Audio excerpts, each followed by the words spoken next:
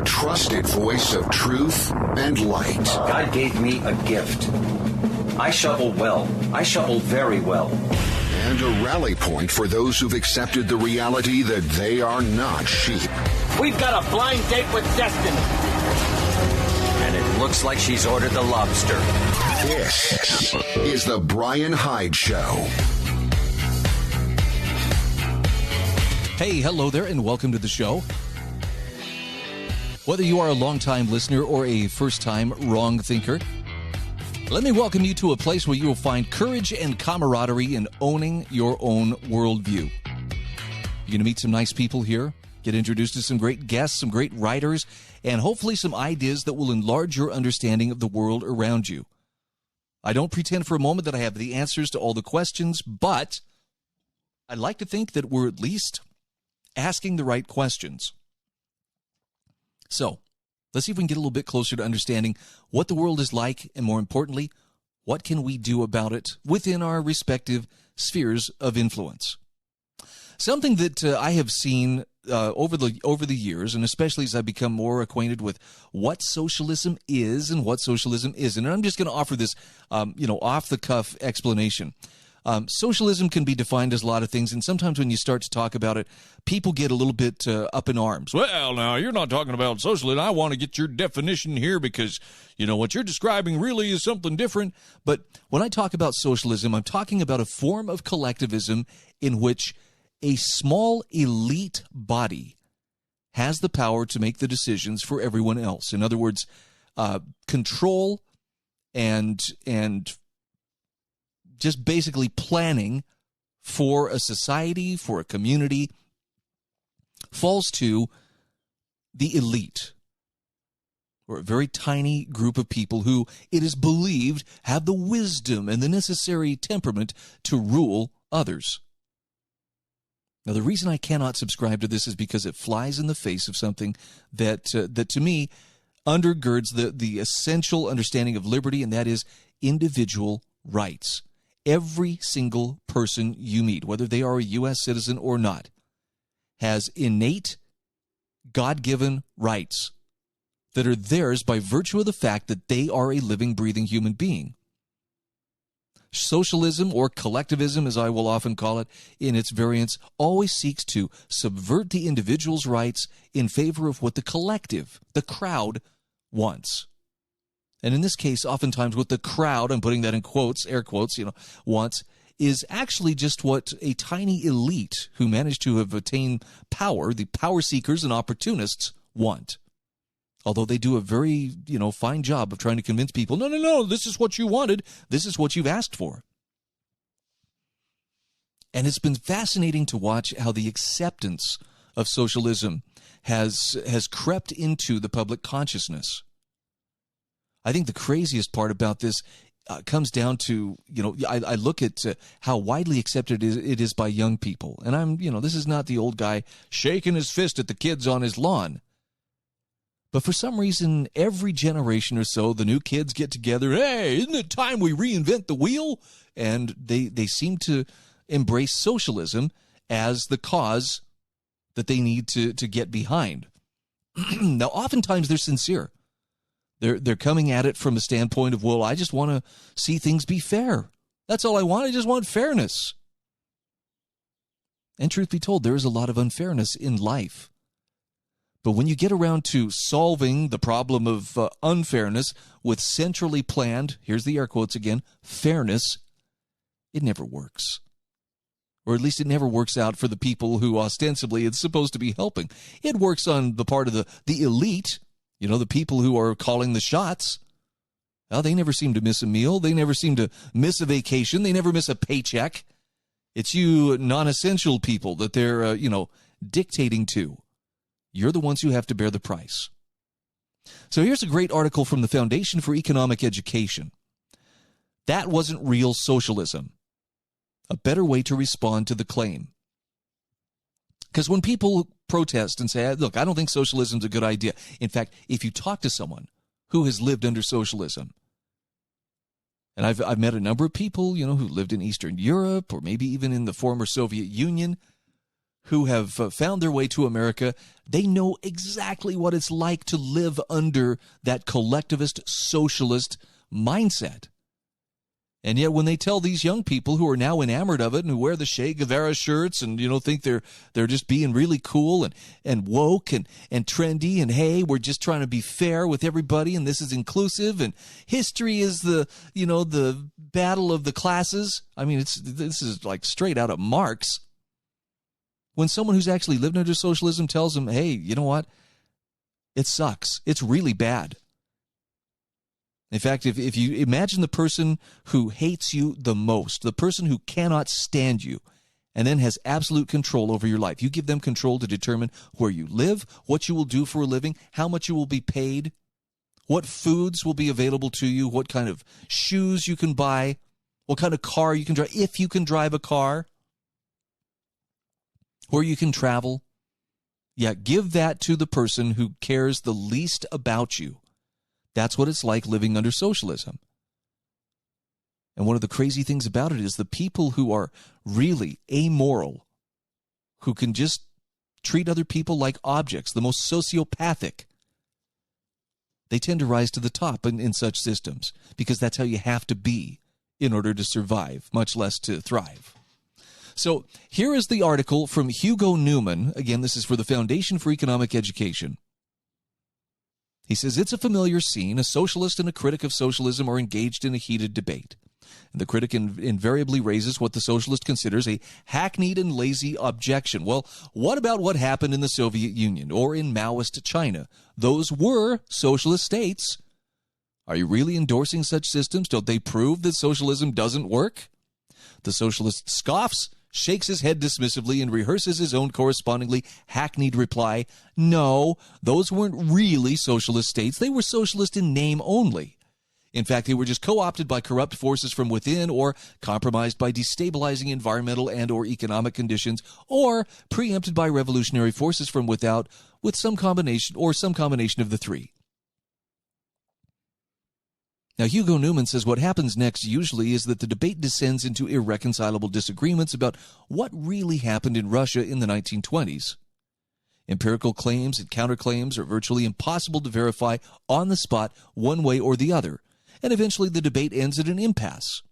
Both parties return to their ideological priors and walk away convinced that their own position has not been refuted, and the opponent's position remains thoroughly provisional and unconvincing. Now, Hugo Newman says, I've observed this socialist rebuttal countless times. And he actually offers a few examples and links in the article. And he says, and I find it exasperating. I know the dynamic intimately because I myself used to be the socialist in the debate. When an opponent would raise several historical cases of nominally socialist states, I would cleave to the above line of resistance. Well, those were all botched attempts, imperfect revolutions that went off the rails for whatever incidental reason. In the end, those regimes all ended up as totalitarian dictatorships in one form or another, presiding over, at best, a stagnating economy. But he says socialism, my socialism, was deeply democratic, deeply anti-authoritarian, and deeply committed to economic advancement. And so no matter how many such historical cases were brought before me, I knew I could always ultimately deflect them by retreating to the safe haven of the ideal definition. Now, he says, I find it exasperating because I can see now, having since become entirely convinced of socialism's untenability, how and why I could have blissfully persisted in the above mode of thinking and arguing. And more importantly, he says, I can see how and why the standard arguments against socialism were so thoroughly unconvincing to me. The problem is that more often than not, those thoroughly unconvincing arguments are the ones that continue to be made against socialism. So he says, my intention in this article is to present a form of argument that's much more difficult for the socialist to evade in the above manner. It takes its cue from the work of political theorist Jason Brennan in his wonderful little book, Why Not Capitalism? And it involves a shift of focus from the content of the argument themselves to the argumentative standards that underpin them. I'm going to hit the pause button right here because we're coming up fast on our break. But I hope you find this interesting. And I don't know, look, not everybody wants to sit around and debate socialism. Is it real socialism? Is it faux socialism? That's not everybody's cup of tea. But if you're going to defend principles of prosperity, by which I mean free market economics, this is something you should probably take a look at. Yeah, you should probably have, some ability to form, a cogent argument one way or the other. So we'll take a very quick break. We'll come back. If you want to check out the article yourself, you will find it linked in today's show notes. That's June 2nd, 2021 at thebryanhydeshow.com. We'll be back right after these messages.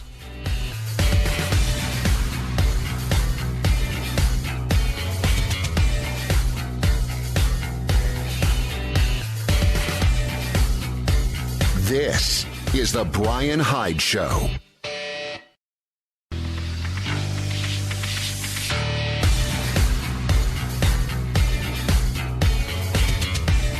This is The Bryan Hyde Show. All right, welcome back to the show. I am sharing with you an article from Hugo Newman. This is from the Foundation for Economic Education. And it's entitled, "That Wasn't Real Socialism, A Better Way to Respond to the Claim." To me, this seems like a very credible article, if only for the fact that Hugo says, hey, I was once a socialist. I was the one making the argument for socialism. Since then, he has seen things in a different light, and I think he offers a pretty well-rounded perspective on this. He says, what I will try to demonstrate is that most socialists are characteristically inconsistent, even hypocritical, in the standards they implicitly deploy.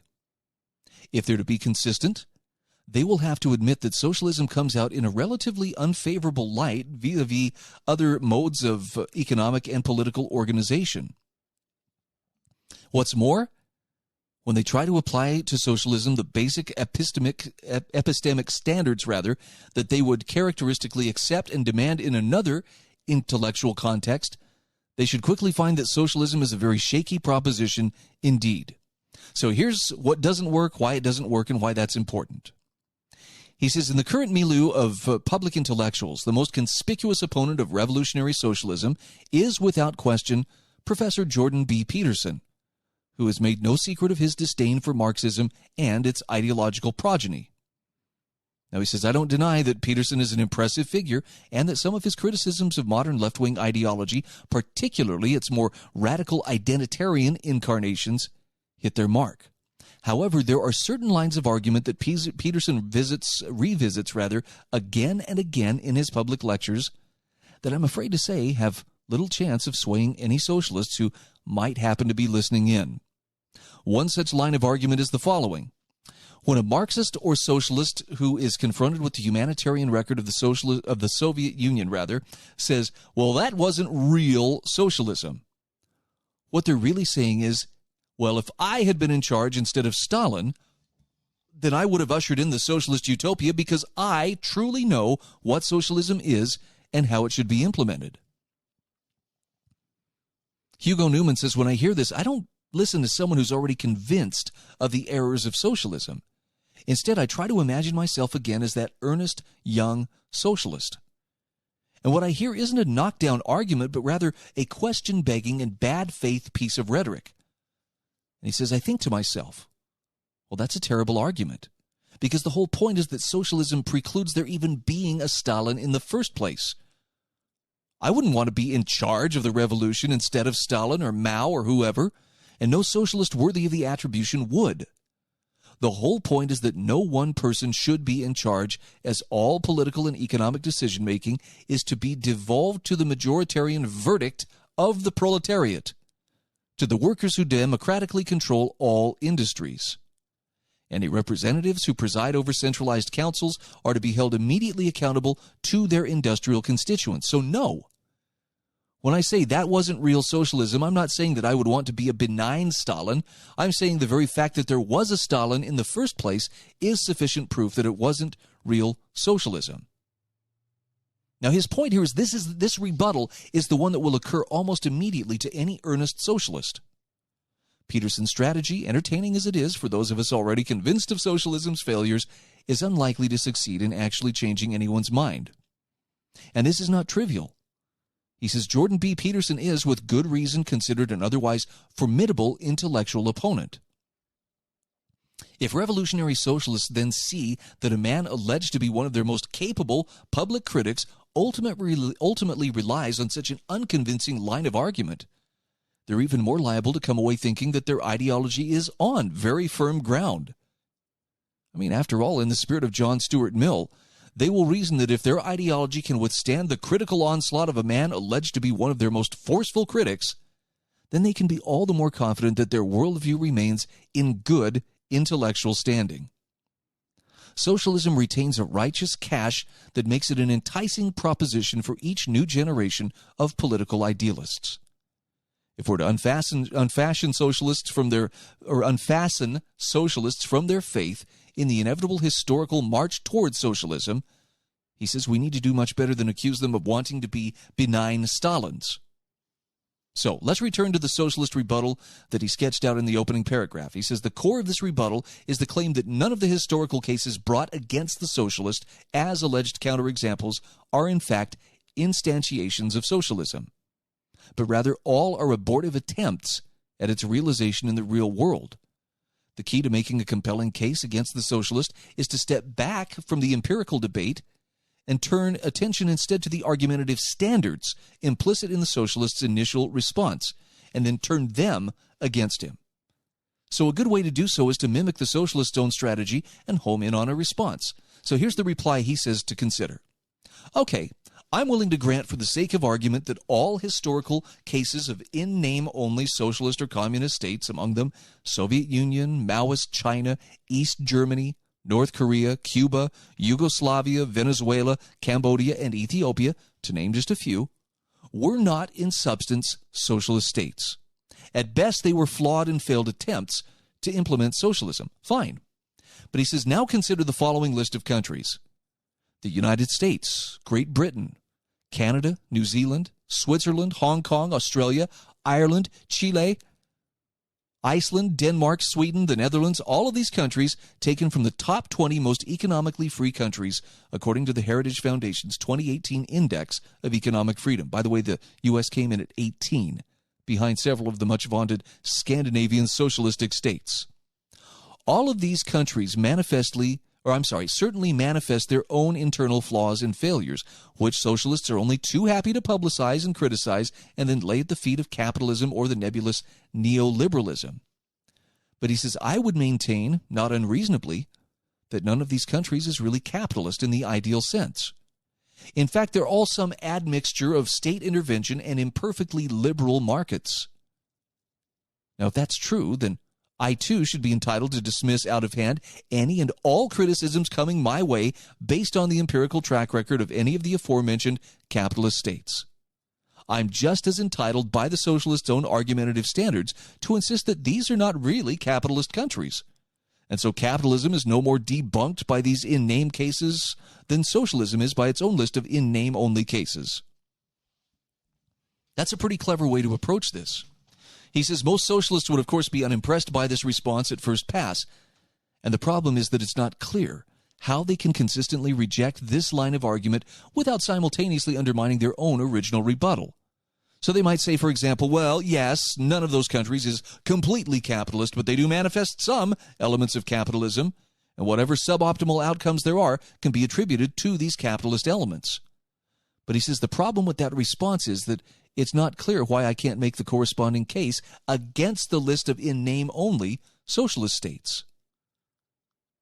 He says the socialist might insist that those countries manifested absolutely no elements of socialism, but it's a highly implausible line to take, if only in light of the fact that in several or maybe even most of those historical cases, many principled socialists readily sang the praises of elements of those socialist states, especially in their early stages.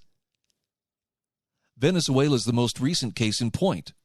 To double down and insist that they never manifested any socialist characteristics whatsoever would require an extreme form of retrospective doublethink or, for that matter, willful historical blindness. He says they might even try to evade this charge by trying another tack, insisting that even if there were socialistic elements, the bad results can reasonably be attributed to the non-socialist elements. But then that opens the door to my saying, conversely, the bad results of in name-only capitalist societies can be attributed to the non-capitalistic elements. We can both go down that road, but the price the socialist must pay for doing so is their own case will appear to be just as unconvincing as they see the corresponding capitalist case to be. In other words, both will smack of special pleading to any impartial observer, and rightly so. I have to admit, from an argumentative standpoint, that's a pretty sound way to do it. And it's not, heavy. It's not browbeating people. This is just using some good, simple logic. We'll be back in just a moment.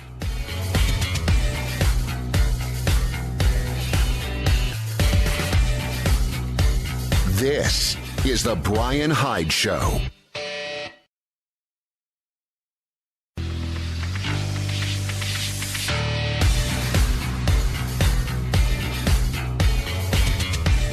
This is the Bryan Hyde Show.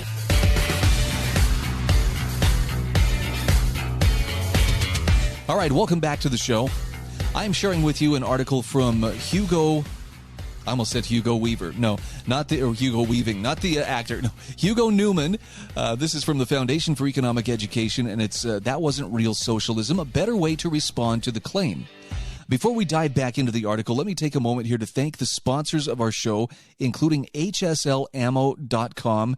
I also want to thank pure-light.com and our friends at monticellocollege.org. Awesome businesses, awesome organizations, and something that you can link to directly from the show notes at thebryanhydeshow.com. You'll also find links to articles like this one from Hugo Newman. Now, we've talked about ways to respond to someone when they're saying, well, that wasn't real socialism. And he says, well, look, if you want to do that, then we can also look at capitalism and say, look at all the countries that ostensibly are capitalist. And you can say, that's not really capitalism either. And I think this is a really brilliant way to break down that special pleading. Yeah, but in this case, it's different. He says, is there another line that the socialist can take, though, to try to prop up their support of socialism? And he says, as far as I can tell, the only alternative is to retreat to the high ground of so-called ideal socialism. The socialist might grant that, yes, the historical cases manifested some elements of socialism. However, they were not fully socialist. Full socialism, he says, would be purely democratic. Manifest no elements of dictatorship or centralized force. They would be economically dynamic. This kind of society in which each person participates in the democratic control of the economy would be highly desirable. It is, to the socialist's mind, clearly superior to capitalism. But superior to which capitalism? Uh-oh. See, this is where things become uncomfortable again for the socialist. He'd say, well, look around you. Look at the inequality and the suffering that prevails in all these capitalist societies. Is it not self-evident they're morally and economically inferior to socialism? Well, yeah, they're certainly inferior to socialists' ideal description of happy workers effectively controlling the entire economy and ensuring that everyone gets an equitable share of resources and necessities. But why is this the appropriate comparison? As Jason Brennan rightly points out, and why not capitalism? It's not a particularly useful or informative comparison, nor is it an intellectually honest one. The relevant comparison is either ideal socialism with ideal capitalism or real socialism with real capitalism. Apples to apples, oranges to oranges. To compare ideal socialism with real capitalism is to unjustifiably tip the scales in favor of socialism. Moreover, he says it invites the question as to why I cannot, by the same token, compare ideal capitalism with real socialism and conclude on that basis that capitalism is clearly the superior economic system, tout court. Now, he says, I won't take up the task of elaborating on the ideal versus ideal comparison here. Jason Brennan's already done an excellent job of making the moral case against ideal socialism vis-a-vis ideal capitalism in the aforementioned book. But he says, I want to finish by considering the real versus real comparison again. And it's important to emphasize, if the socialist is going to be reasonable and not resort to indefensible double standards, then they will have to opt for one comparison or the other and not vacillate between the two. And it's here that the socialist case begins to crumble under the weight of evidence. So for the purposes of illustration, he says, let's return to the capitalist analog of the original socialist rebuttal. A socialist comes to me, presents me with a list of capitalist societies in the real world, pointing to various morally or economically suboptimal outcomes in these countries. I scoff and roll my eyes and insist none of these are really capitalist countries, so these problems can't be fairly attributed to capitalism per se. The socialist pauses a moment, ponders, and finally asks, well, what would it take for you to actually change your mind? What would in principle count as evidence against capitalism? If I presented you with 100 more cases of real-world attempts at capitalism in which the same kinds of problems and bad outcomes occurred, would you finally admit that capitalism just doesn't work? Or would you simply repeat the same old refrain that none of these societies was really capitalist? And here Hugo Newman says, I take a moment and finally conclude that unless those real-world cases conformed with my conception of ideal capitalism and then manifested the bad outcomes, then capitalism would remain unchanged in my eyes.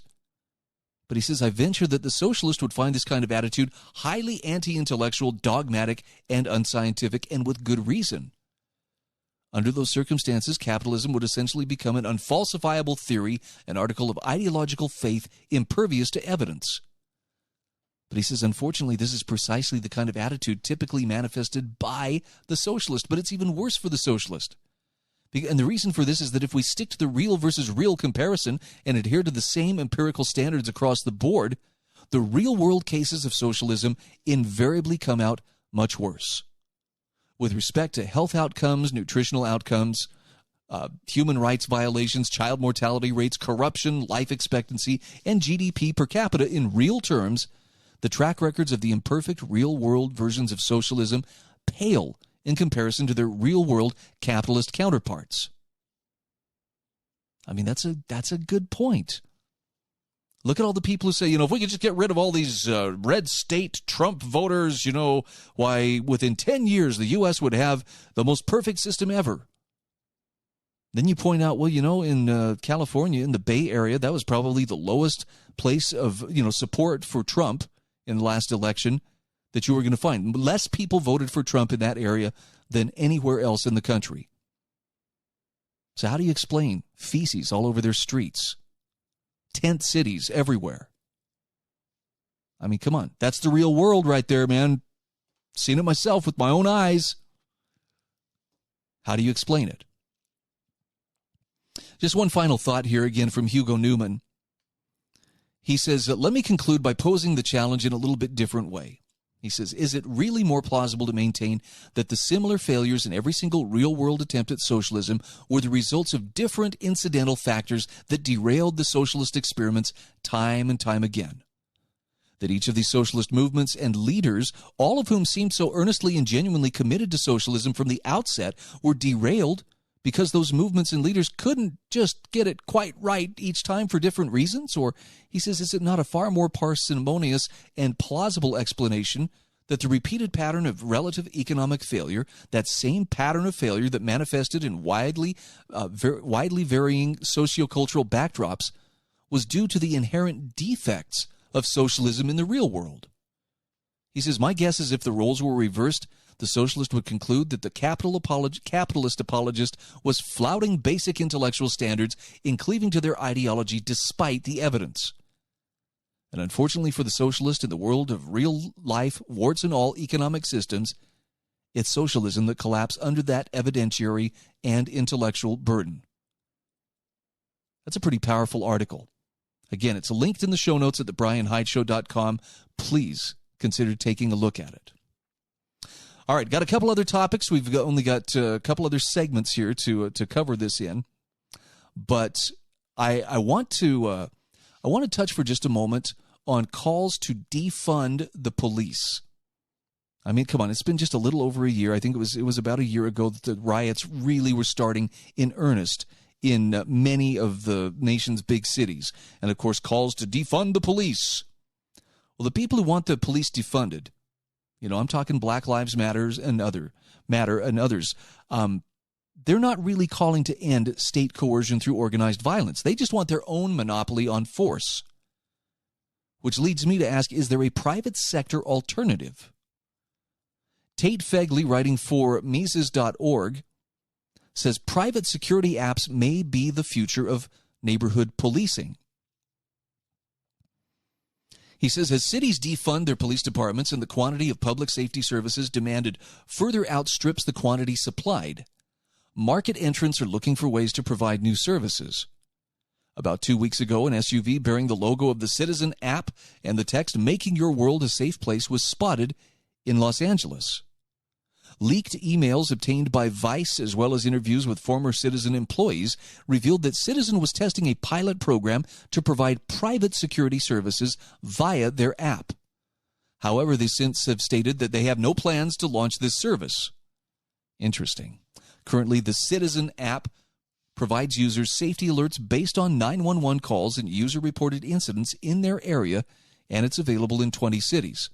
And it also offers a $20 a month service called Protect that provides the user's real-time location to a Citizen employee, allows the user to activate a video stream sent to that employee by using a code word, and enables Citizen to alert emergency services to the user's precise location.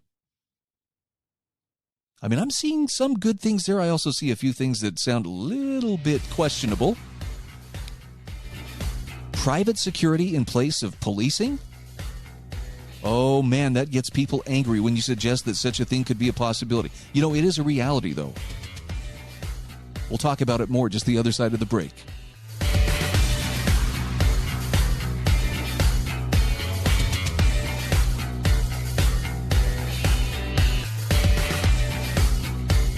This is the Bryan Hyde Show.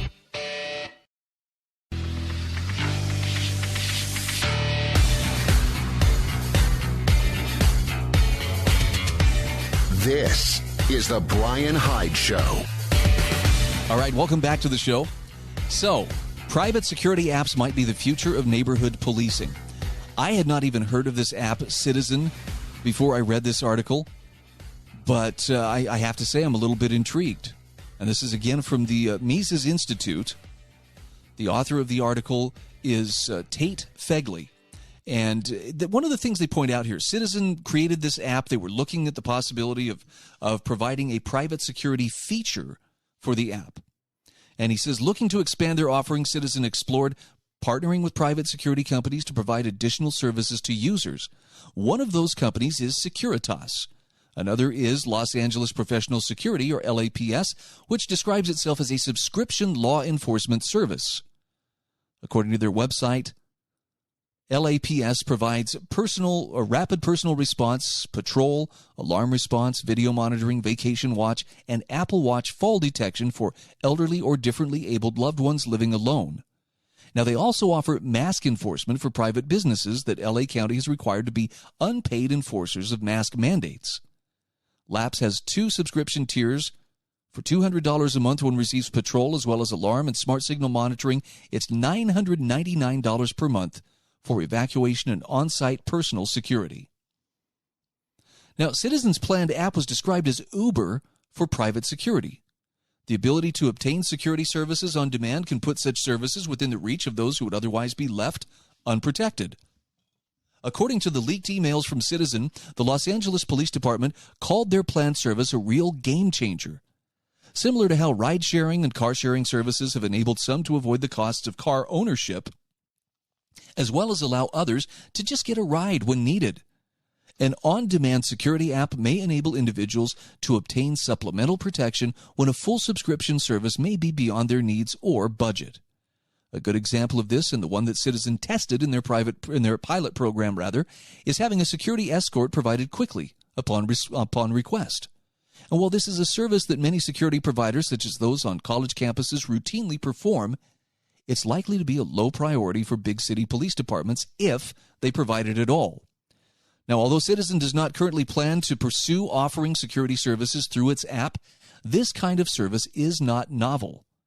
The London-based company My Local Bobby has for several years provided a service that allows subscribers to have a direct line to a Bobby assigned to them and access his real-time location through their app, with patrol and escort services bundled in. Whether future services will also be subscription-based or a la carte, as most ride-sharing services are, that remains to be seen. What this technology enables is the reduction of the transaction costs associated with the provision of security. I believe economists err when they categorize policing as a public good, since it's clearly rivalrous beyond a certain congestion point and is in many ways excludable. For example, I can hire Barney Fife to protect my house and instruct him to ignore any burglars breaking in next door and advertise to potential criminals that Barney will leave them alone, thereby preventing free riding by neighbors. But the real issue is economizing on the use of Barney's labor. Everyone in the neighborhood could hire their own Barney, but it would probably be more economical to enter some kind of sharing agreement. Barney could patrol around my block or a larger area without sacrificing much in terms of the effectiveness of his patrol for me individually. Figuring out innovative ways to share Barney's services enables more effective economizing, just as the sharing economy facilitates more use of goods that would otherwise sit idle. So an app that allows people to hire security in a spot market when they need it has the potential to reduce the cost of security on certain margins in the same way ride-sharing has decreased the cost of transportation on certain margins. Now, for undisclosed reasons, Citizen abandoned their plans, so their service may have turned out to be unprofitable had they pursued it. That's perhaps one of the best arguments in favor of markets in security. Service providers must actually provide what consumers are willing to pay for, and they are allowed to fail if they don't.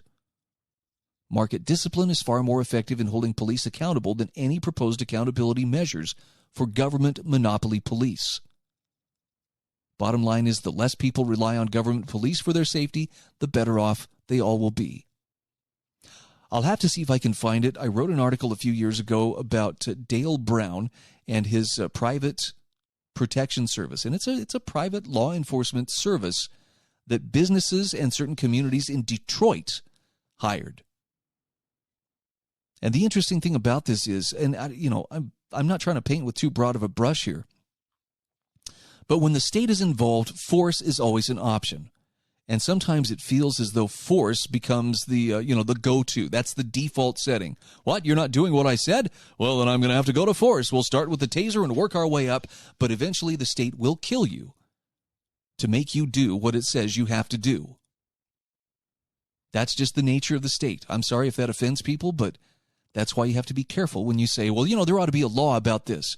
Anytime you utter those words, you invite a man with a gun to come sit down at the table with you. And the fact of the matter is, they hire and they patronize private security firms that do the job in a much more responsive, much more respectful way. And I'm not bagging on police in general. I personally know some police officers who are among the finest human beings on the face of the planet. But part of what makes them the finest human beings on the face of the planet is they regularly find themselves asking the question, am I part of the problem or am I part of the solution? Because the way the state uses them is sometimes brutal, and sometimes justice, at least in that definition, serves the interests of the state, not the people. I'll have a link to the article in the show notes. Okay, one final note here, and I have hesitated to go here just because I don't know what to make of it, but you're catching all the talk about the new UFO narrative.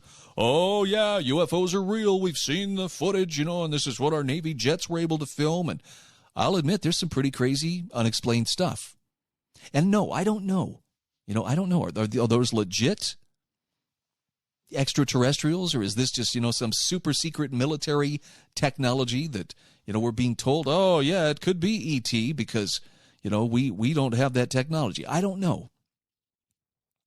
Caitlin Johnstone is very good at just calling things as she sees them.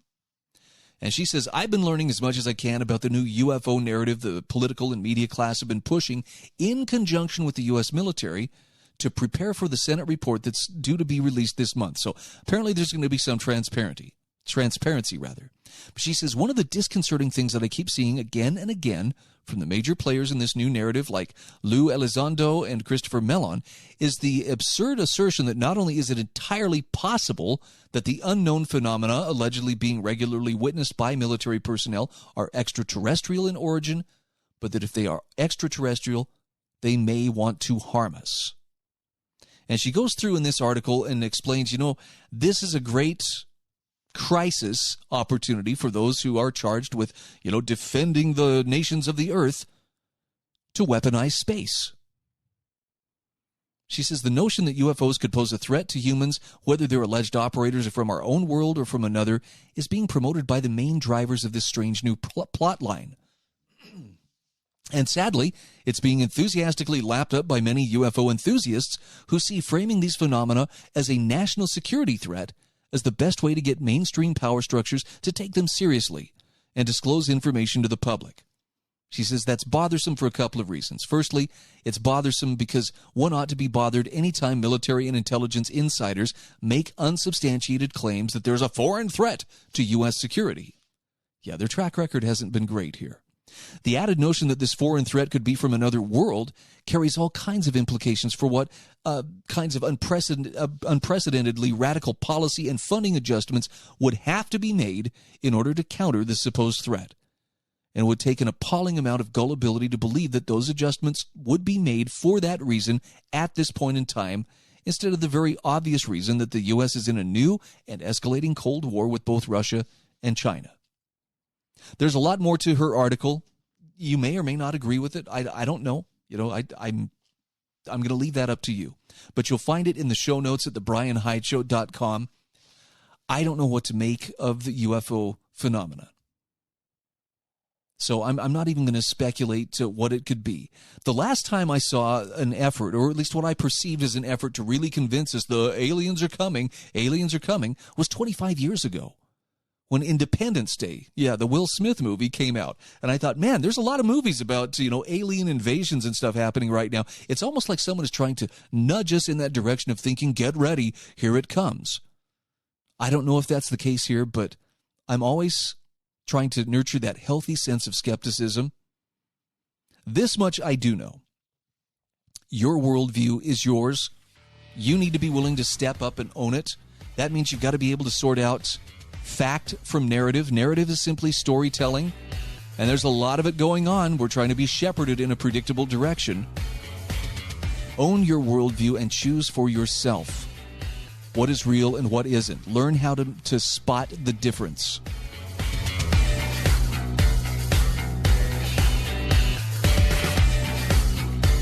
This is the Bryan Hyde Show.